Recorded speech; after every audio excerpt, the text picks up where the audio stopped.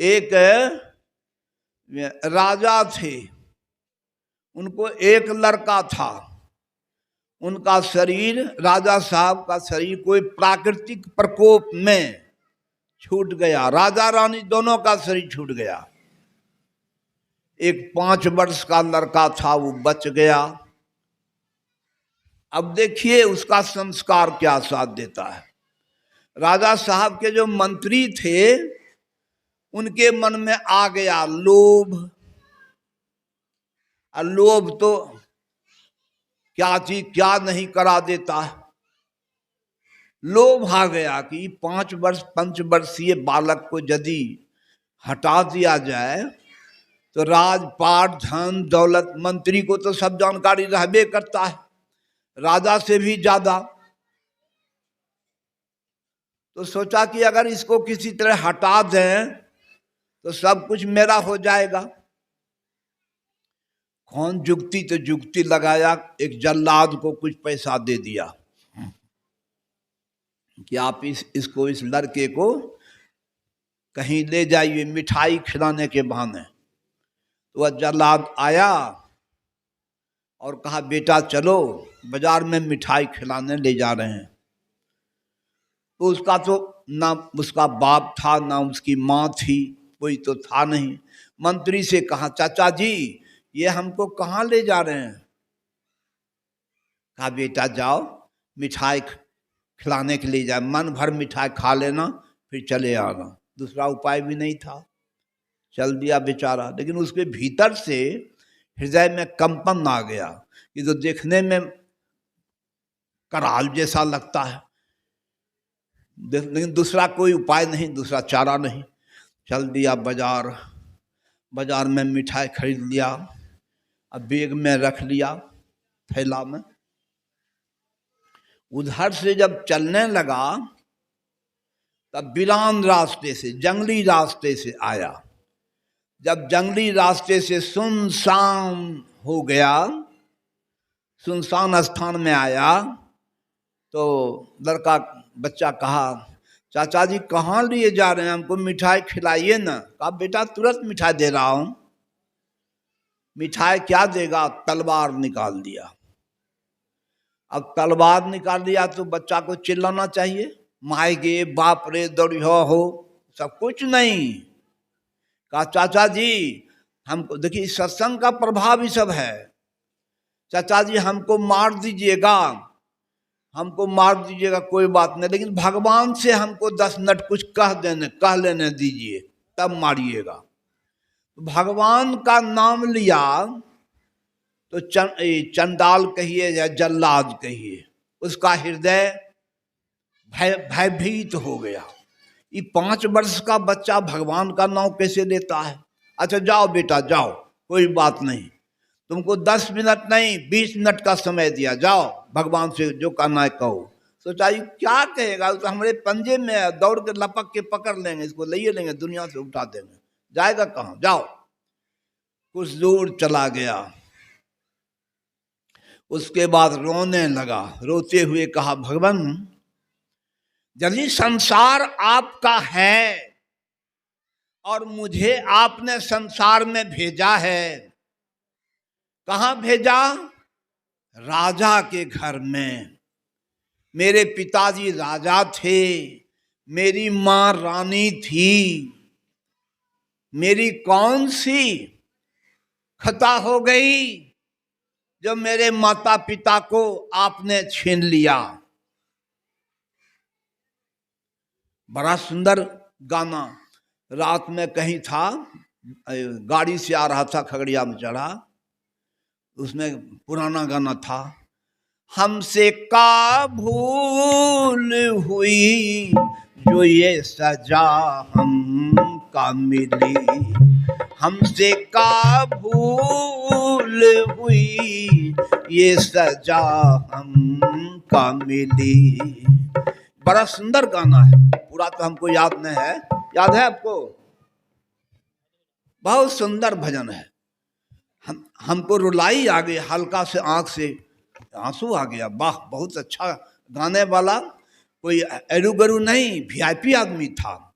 Mobile में लगा दिया, तो उसी वही बच्चा इस तरह की कबूल करते हुए कहता, प्रभु मुझसे क्या गलती होगी, कौन सी खता हो गई, मेरे माता पिता को छीन लिया और यह क्या जल्लाद के हाथों सौंप दिया, अब तो मेरी जान जा रही है, अब क्या होगा। मैं इस शरीर से आपका भजन करना चाहता हूं। कान से सुनिए ध्यान दे करके,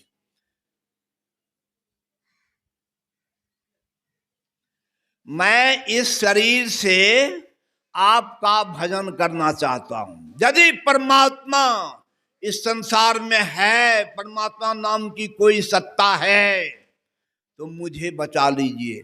ये घर द्वार राजपाट धन दौलत जमीन जगह सब मंत्री साहब का हो जाए, मुझे इसकी परवाह नहीं। मैं भीख मांग कर खाऊंगा और आपका भजन करूंगा। अगर कोई भगवान नाम की कोई सत्ता है तो मुझे बचा ले।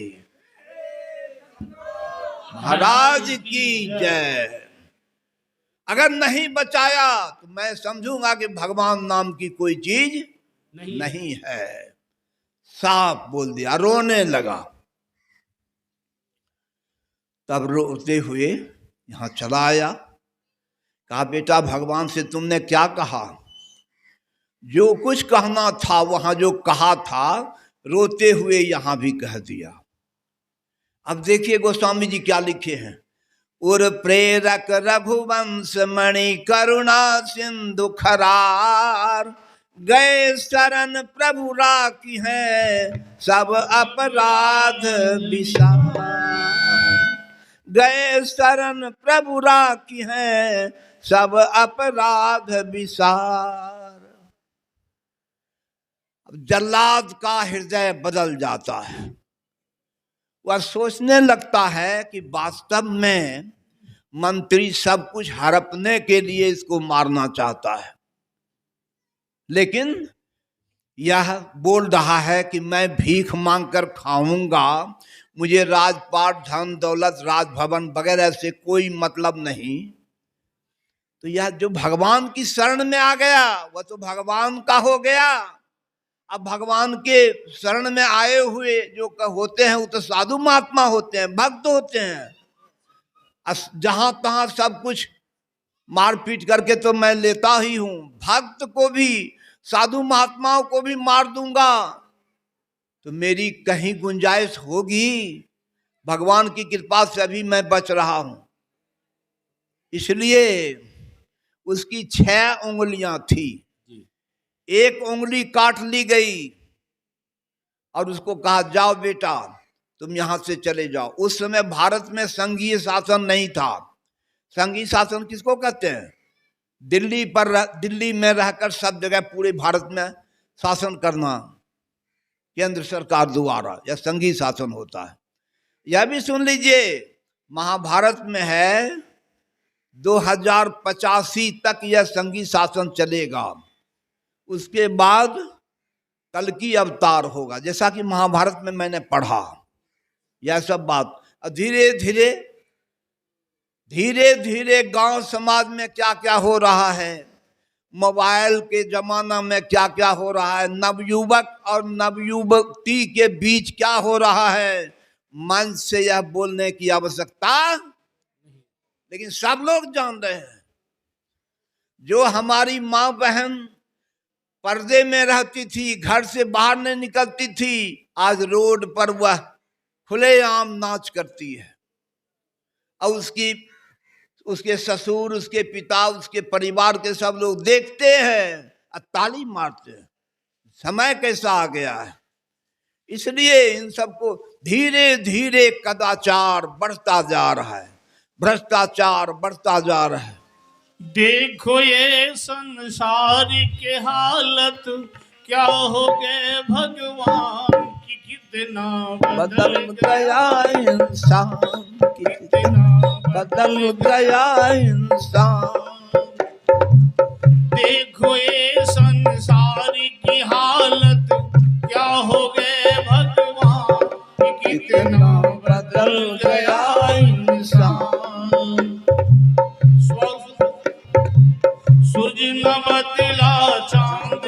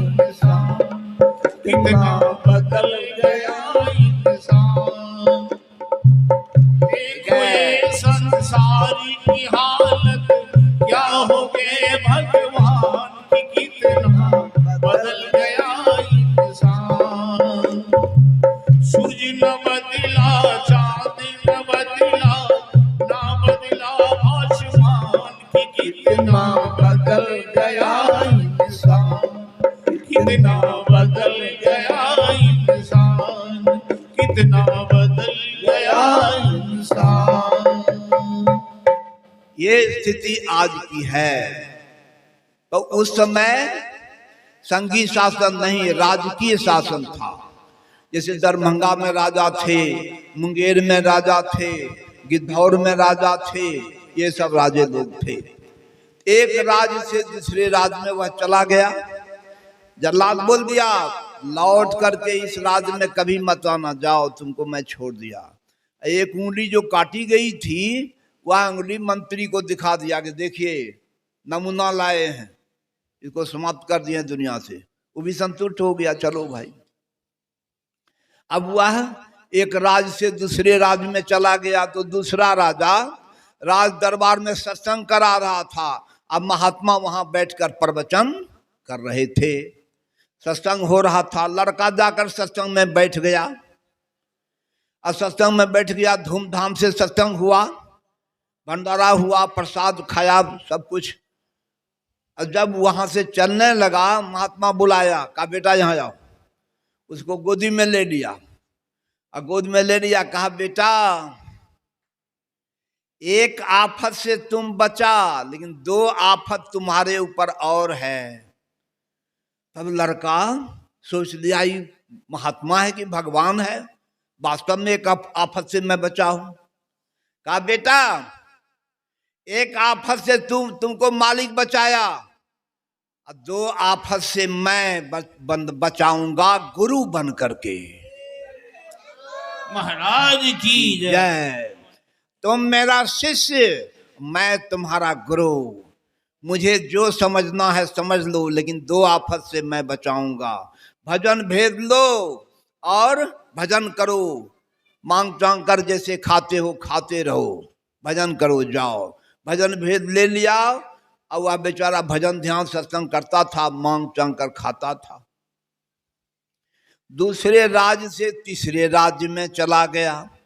अब तीसरे राज्य में जो राजा साहब थे वे संतानहीन थे, ठेठी भाषा में कहूँ तो निपुत्र थे, एक भी लड़का उनको नहीं था।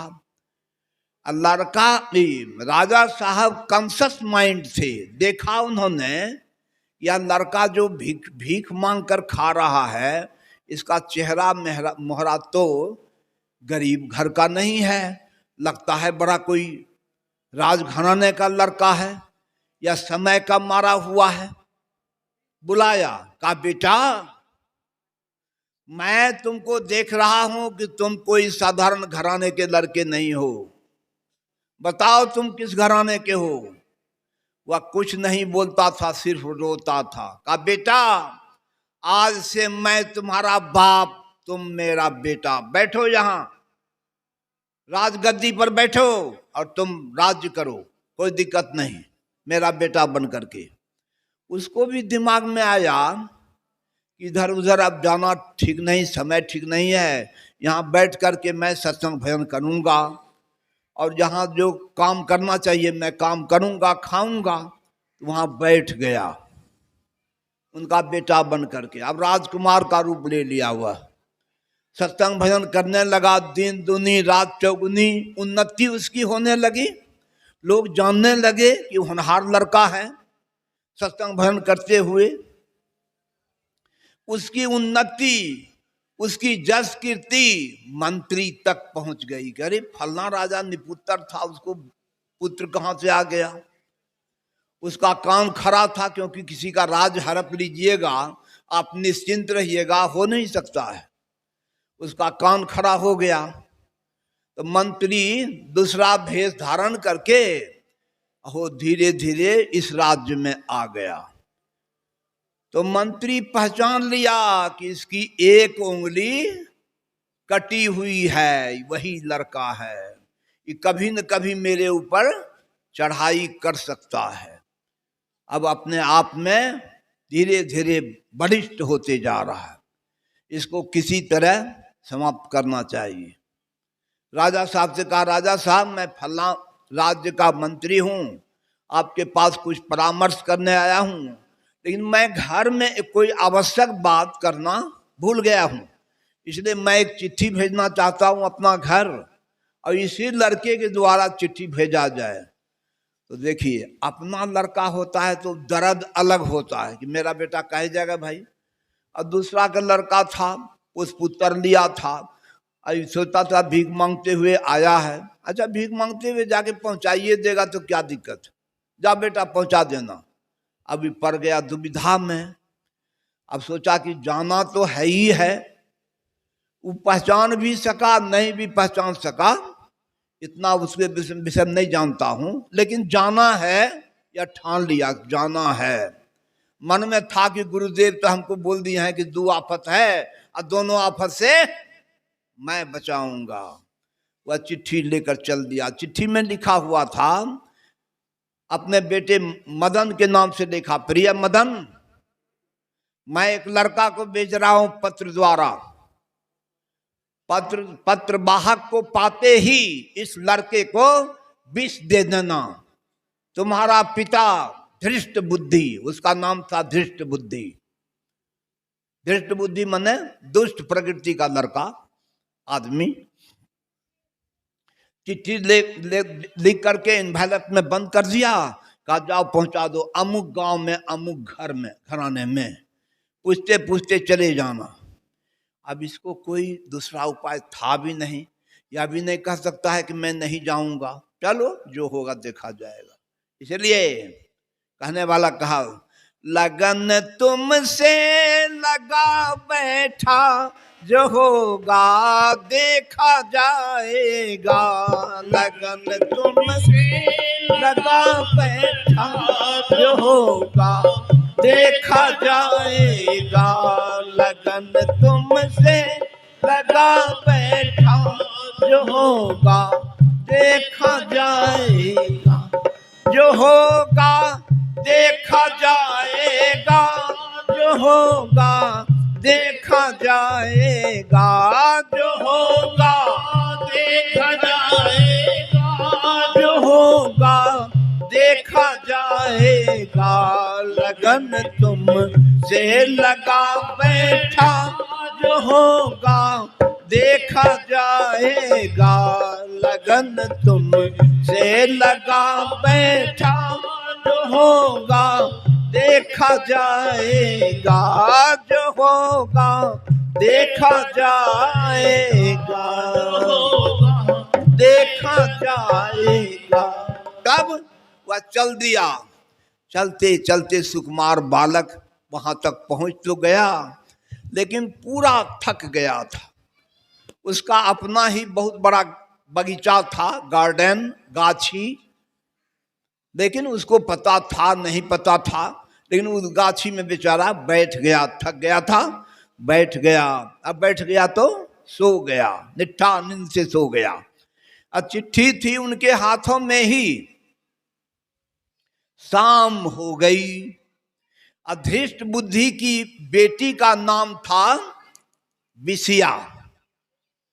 वह बिसिया अपनी सखी सहेलियों के साथ हवाखोरी के लिए उसी बगीचे में गई।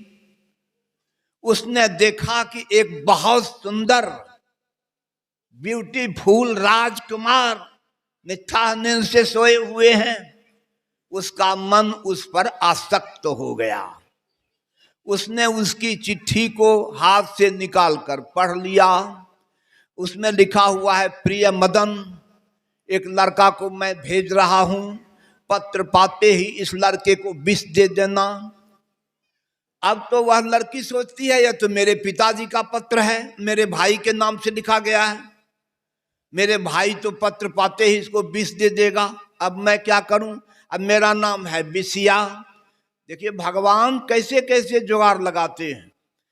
जब मैं जमालपुर केशवपुर से पाटन गया तो परम पूज्य भुजंगी बाबा यही पुस्तक हमको दिए। कहा बाबा वहां से चले आए, अच्छा हुआ, नहीं तो वहां बहुत बड़ा षड्यंत्र रचा हुआ था।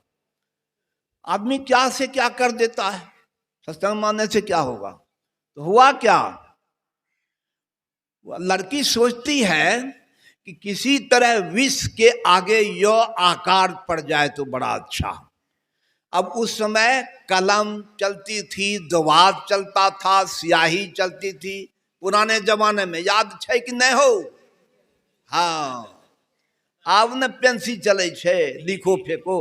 उस समय इतना विकास विज्ञान नहीं किया था।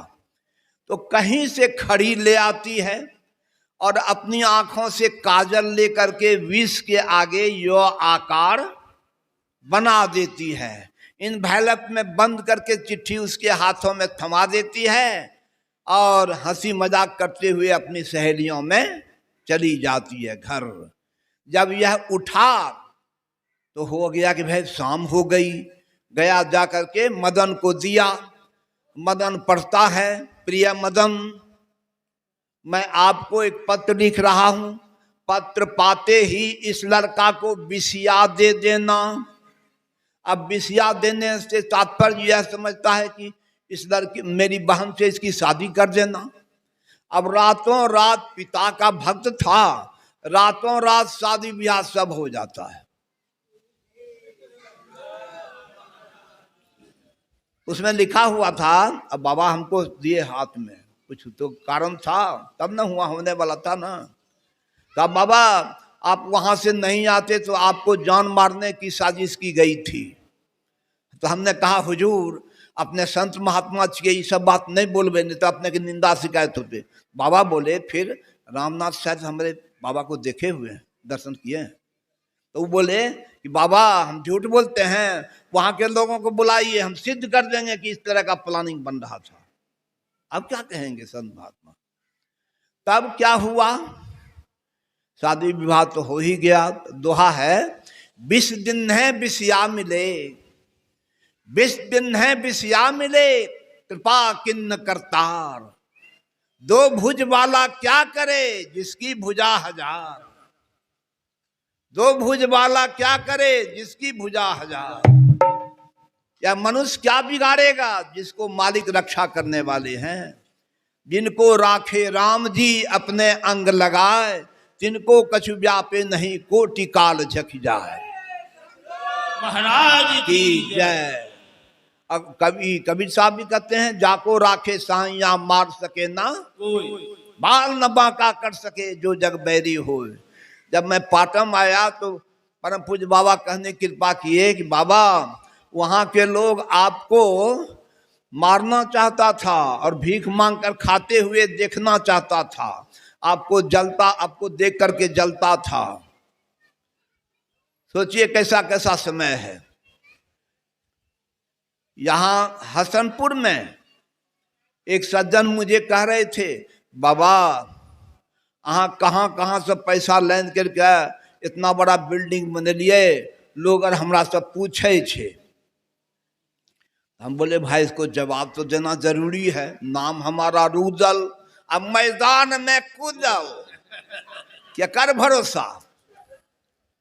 बोले फलना बाबू अपने नहीं जाने छो, दिन में सत्संग करे छिए, रात में डकैती, तब ने इतना बड़ा मकान बनल। करके बाबा ये तक बात करने मत, तो बोलवावे छो नहीं बोलबे। आपको सूझता नहीं है कि हम क्या करते हैं, सत्संग करते हैं, आप ये सब बात बोलते हैं, हमको बोलना पड़ता है लाचार होकर के।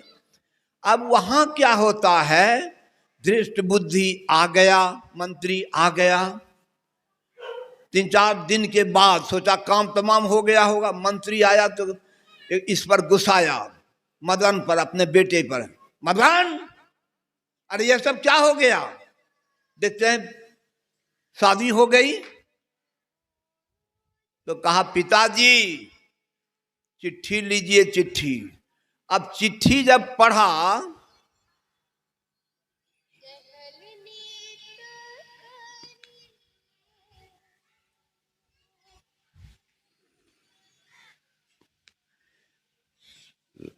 चिट्ठी जब हाथ में लिया तो सोचा ये सब बात कैसे हो गया भाई, भारी समस्या हो गई।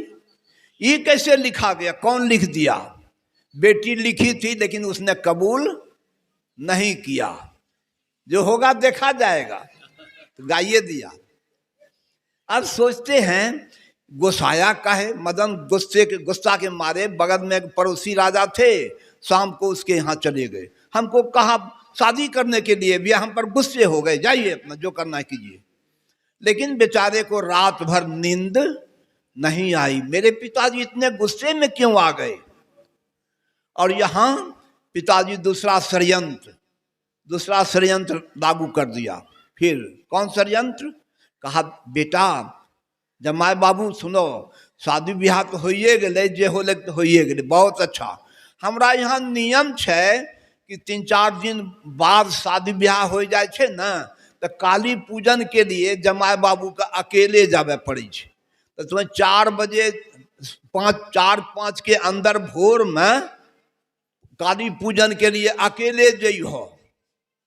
कल के ठीक है जेबे, मंजूर हो गया कि ठीक है जाएंगे, कोई दिक्कत नहीं।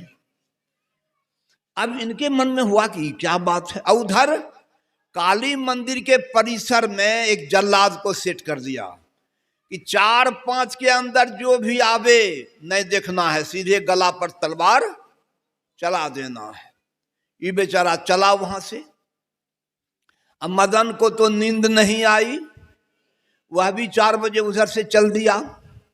देखा तो अरे जीजाजी आ रहे हैं, कहिए क्या समाचार है।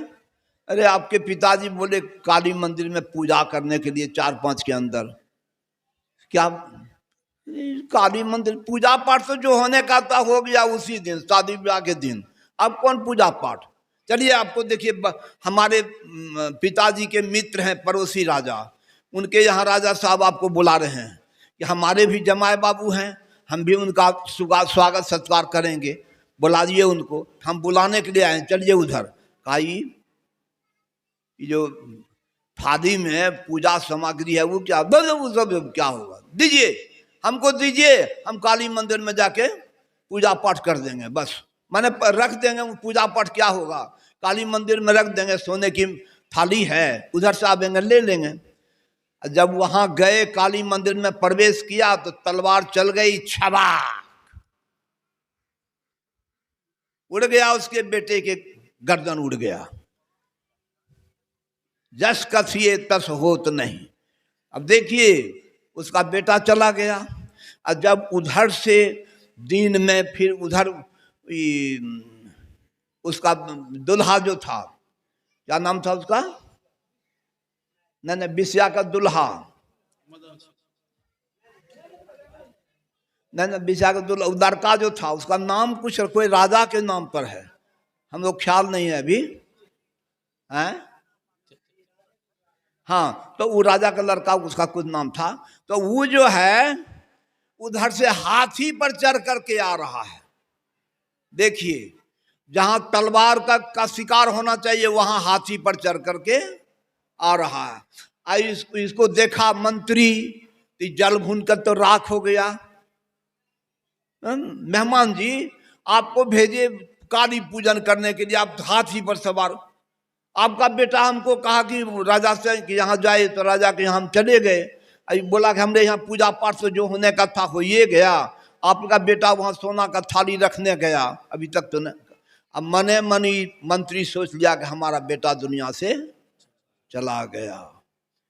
बस करे बुराई सुख चाहे कैसे पावे कोई, अब बोए पेड़ बबूल के तो आम कहाँ से हो।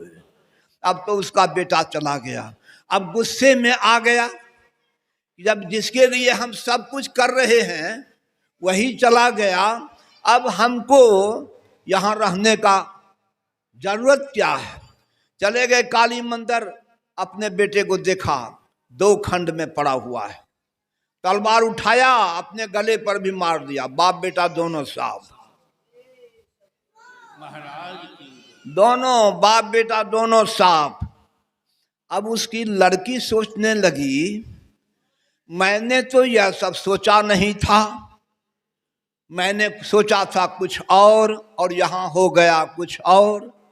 मेरे पिताजी चले गए, मेरे भाई चले गए, अब मैं रह करके क्या करूंगी।